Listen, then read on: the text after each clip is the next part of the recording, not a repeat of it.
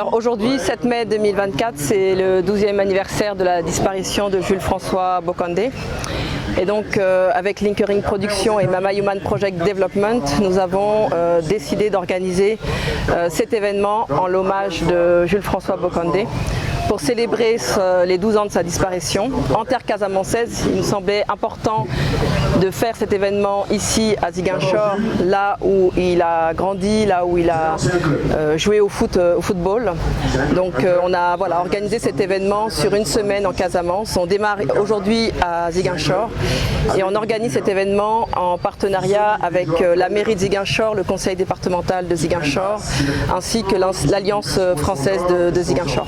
Alors aujourd'hui, c'est le lancement officiel de la semaine d'événements. Donc on démarre avec une table ronde sur l'héritage de Jules-François Bokandé, où on a invité donc des participants, des professionnels à participer à cette table ronde, comme Daour Gueye, Abdoulatif Diop qui a écrit le livre Bokandé la légende, ainsi que le professeur Fall et Noah Cissé, ancien président du Casasport. Ensuite, nous allons poursuivre avec une exposition photo autour de la vie de Jules-François Bokandé. Donc le vernissage aura lieu à 18h45 et tout au long de la semaine, il y aura 4 projections du film Essamaï, la panthère, réalisé par Maki Madibasila et Lionel Bourki. Et donc ce film que j'ai coproduit sera diffusé demain à l'hôtel Kadian-Doumagne à 20h, ainsi qu'à Sédiou, à Bignona, et enfin samedi soir au terrain Aline Sitoé-Diatta à Ziguinchor. Alors pour nous, cette célébration, c'était pour marquer la mémoire de Jules-François Bokandé, pour rendre un hommage à ce sportif qui a marqué en fait le sport sénégalais, mais aussi le sport international. Il fait partie du patrimoine sénégalais, donc pour nous c'était important de lui rendre un hommage et de faire perpétuer sa mémoire et auprès du peuple sénégalais. Alors le public avait juste envie effectivement de voir ce film, de revivre en fait ces moments, de connaître aussi Jules-François Bokandé pour les générations plus petites. Donc on a beaucoup de retours très intéressants des enfants, des jeunes, mais aussi des adultes. Et donc on souhaite juste leur offrir cet événement culturel et sportif. Est-ce qu'on pourrait vous attendre l'année prochaine à organiser cette cérémonie? Alors notre volonté effectivement, c'est que cette commémoration ait lieu chaque année, qu'il y ait des événements, chaque année pour marquer effectivement cet anniversaire.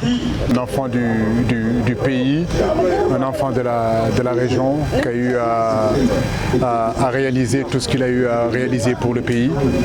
Je pense qu'il ne faut pas non plus l'oublier, il faut perpétuer en réalité cette légende.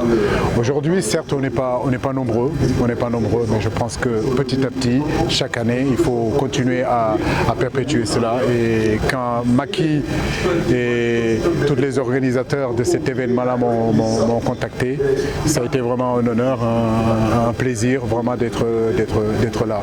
Je pense qu'on ne peut pas parler de Jules sans parler de l'équipe nationale du Sénégal.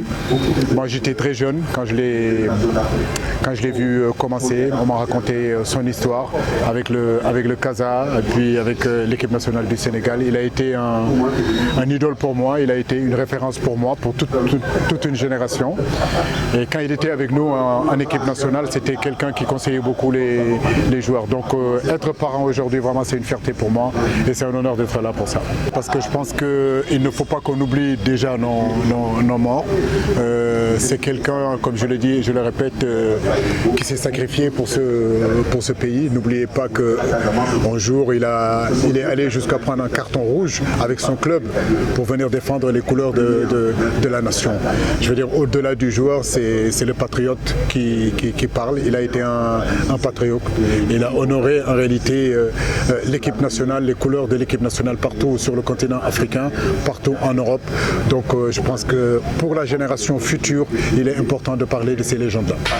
Non, je pense que cette nouvelle génération est un peu plus jeune. Ils n'ont pas été au courant tout le temps des prouesses de Jules-François Bokandé. Mais moi, effectivement, je suis un petit peu avec un style Rasta. C'est grâce à lui, ça fait des années, je le dis.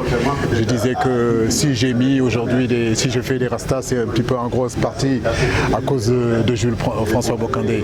Mais au-delà du footballeur, mais je crois que c'est l'homme qu'il faut parler, sa générosité, son côté altruisme, c'est ce côté en réalité toujours donner aux autres sans rien attendre d'eux. Tous les gens qui ont fréquenté Jules François Bocandé vous parleront de sa générosité, mais ils vous parleront aussi du fait que c'est quelqu'un de très sensible aussi. Donc, et quand il a quelque chose à dire, comme le disait tout à l'heure Abdoulatif, il ne se cache pas de le dire. Jules, c'était quelqu'un, quand c'était rouge, quand c'était vert. Donc il avait ce franc-parler là que tout le monde lui connaissait. C'est ce qui faisait que partout où il allait, il impactait par son charisme et il impactait aussi par sa personnalité.